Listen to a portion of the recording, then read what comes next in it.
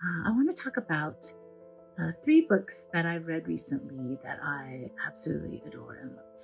And recent is somewhat fungible because I had a baby at the beginning of last year.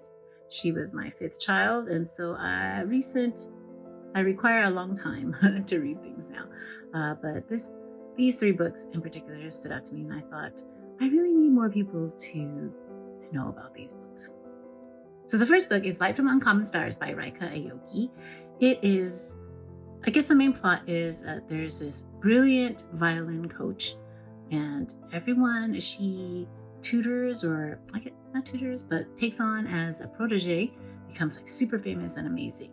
But what people don't know is that she sold her soul to the devil, and all these violinists, these prodigies she's collected, she's collecting souls for hell, and if she collects 10 of them, then she will get her soul back.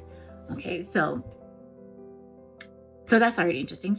She's Japanese American, and she's like kind of a really like forthright badass type of person. So yeah, her last protege, she's trying to collect the soul.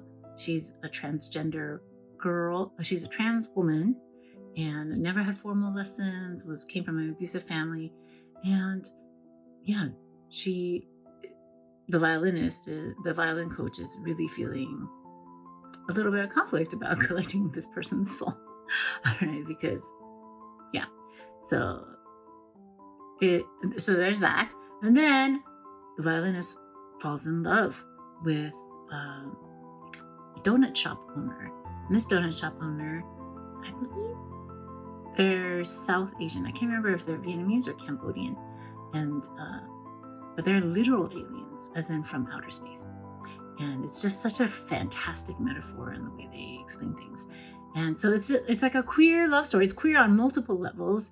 It's just fantastically written. There's so much it's so strange because there's so much trauma that is involved in this book.